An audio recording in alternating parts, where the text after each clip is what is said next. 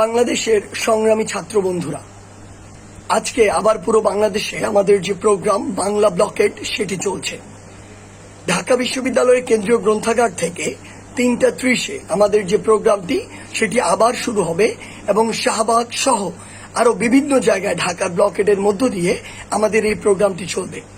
আমরা যদি আপনাদেরকে বলি যে এই প্রোগ্রামটি আসলে সফল হওয়ার সম্ভাবনা কতটুকু, আমি স্পষ্ট ভাষায় আপনাদেরকে বলতে চাই, আপনাদের যে উপস্থিতি, এই উপস্থিতি যেমন হবে আমাদের এই প্রোগ্রামগুলোর সফল হওয়ার হার এবং আমাদের যে সফলতা এবং যে পজিটিভ রেজাল্ট সেটি আরো ভালো হওয়ার কিংবা দ্রুত হওয়ার হার তত বৃদ্ধি পাবে। অর্থাৎ এই প্রোগ্রামটি কতটুকু সফল হবে এটি আপনাদের উপস্থিতির উপরে নির্ভর করে।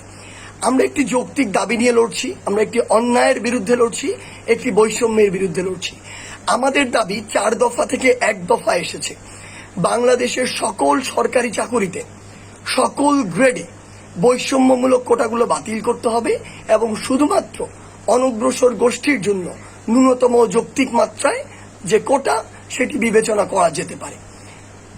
এখন দেখুন, আমরা যদি আমাদের জায়গা থেকে আপডেট দেই, আসলে আমরা দেখছি যে প্রতিদিন আমাদের যে এঙ্গেজমেন্ট সেটি বাড়ছে। আমাদের এই যে বিষয়টি সেটি গুরুত্বের সাথে সব জায়গায় আলোচিত হচ্ছে। সরকার সহ নীতি নির্ধারক মহলে সবাই ধীরে ধীরে এই বিষয়টি নিয়ে কনসার্ন হচ্ছে এবং আলোচনা করার চেষ্টা করছে। গতকালকে মাননীয় প্রধানমন্ত্রী নিজে এই বিষয়টি নিয়ে কথা বলেছেন। কি বলেছেন সেটা পরের বিষয়, কিন্তু কথা বলেছেন। আজকে জনাব ওবায়দুল কাদের এই বিষয়ে একটি পজিটিভ ভাইব দিয়েছেন। ঠিক একইভাবে সরকারের ঊর্ধ্বতন জায়গা থেকে, প্রশাসনের ঊর্ধ্বতন জায়গা থেকে জানতে চাওয়া হচ্ছে ধীরে ধীরে যে আমরা কি চাই, আমাদের মতামত জানতে চাওয়া হচ্ছে।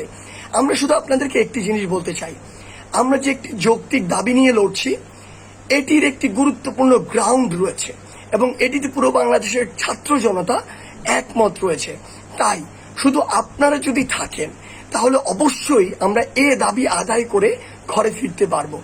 গুরুত্বপূর্ণ একটি জিনিস মনে রাখবেন, বাংলাদেশের ইতিহাস পরিবর্তনকারী কোনো কিছু হয়েছে আর সেটা 7 দিনের মধ্যে হয়ে গিয়েছে, এটি কখনো হয়নি। আমরা গর্বের সাথে বলে থাকি যে রাষ্ট্র বিশ্ববিদ্যালয়কে সৃষ্টি করে, কিন্তু বিশ্ববিদ্যালয়ের রাষ্ট্রকে সৃষ্টিতে নেতৃত্ব দিয়েছে এমন একটি বিশ্ববিদ্যালয় হচ্ছে ঢাকা বিশ্ববিদ্যালয়। আমরা গর্বের সাথে বলে থাকি যে এই ঢাকা বিশ্ববিদ্যালয়ের কথা আমরা আমাদের জীবনের যে বিভিন্ন বই পড়েছি সেগুলোতে সোনালী কিছু অধ্যায় পড়েছি। আমরা মাঝে মাঝে হতাশ হয়ে বলি যে এখন সেই গৌরবটি নেই, কিন্তু আমরা হয়তো নিজেরাও জানি না যে একটি মানুষ যেমন সময়ের সাথে সাথে বিভিন্ন সময় তার পুনর্জন্ম হয়, একটি রাষ্ট্রেরও সময়ের চাহিদায় প্রায় বা নির্দিষ্ট সময় পর পর একটি রাষ্ট্রেরও পুনর্জন্ম ঘটে। আমরা আমাদের জায়গা থেকে বিশ্বাস করি বাংলাদেশ রাষ্ট্রটি এমন একটি পুনর্জন্মের অধ্যায়ের মধ্য দিয়ে এই মুহূর্তে যাচ্ছে, যেটি হচ্ছে এই যে বৈষম্য, এই যে অন্যায়, এটির বিরুদ্ধে এবং মেধাভিত্তিক উন্নত বাংলাদেশ গড়ার জন্য, যে মেধাকে প্রায়োরিটি দেওয়ার জন্য বাংলাদেশে যে নতুন করে একটি পুনর্জন্ম হওয়া প্রয়োজন, এটির যে অধ্যায়টি সেটি এখন চলছে।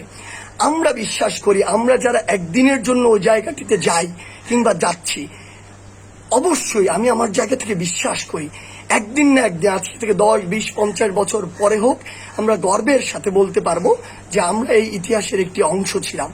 সেই ইতিহাসের যেখানে বাংলাদেশের 71-এর পরে আরেকবার পুনর্জন্ম হয়েছে।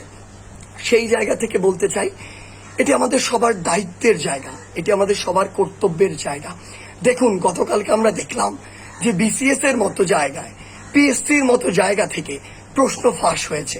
মানে আমাদের সবচেয়ে আস্থার যে জায়গাটি ছিল, অর্থাৎ বাংলাদেশের যে বিভিন্ন জায়গায় ক্ষেত্র বিশেষে যে দুর্নীতিগুলো ছড়িয়ে পড়েছে, একটি রাষ্ট্র যে ধীরে ধীরে বিভিন্ন জায়গায় আক্রান্ত হয়ে পড়েছে, এই জায়গাগুলোর জন্য আমাদের রুখে দাঁড়ানোর এখনই সময়। দিন শেষে এই রাষ্ট্রের সাথে আমরা, আমাদের পরিবার, আমাদের পরবর্তী প্রজন্ম সবকিছু সম্পর্কিত।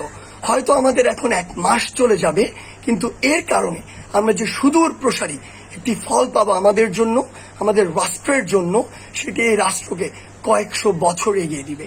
তাই আমাদের জায়গা থেকে যে গুরুত্বপূর্ণ কথাটি সেটি হচ্ছে ইতিহাস কখনো 7 দিনের সংগ্রামে সৃষ্টি হয় না। যে ইতিহাস একটি দেশের ভবিষ্যৎকে পরিবর্তন করে দেয়, সেটির জন্য একটি দীর্ঘ সময় লড়াইয়ের প্রয়োজন হয়, সেটির জন্য ত্যাগের প্রয়োজন হয়, রক্তের প্রয়োজন হয়। বাংলাদেশের ইতিহাসে রক্ত ঝরেছে আর ইতিহাস পরিবর্তন হয়নি, এটি কখনো হয়নি। তাই আপনাদের কাছে বিনীত অনুরোধ, যতদিন না আমাদের এই যৌক্তিক দাবিটি আদায় হচ্ছে ততদিন নিজের সর্বোচ্চটুকু দিয়ে আপনি ওই রাজপথে আসুন। আপনি যদি রাজপথে আসেন তাহলে আমরা আমাদের দাবি আদায় করেই ঘরে ফিরবো ইনশাআল্লাহ।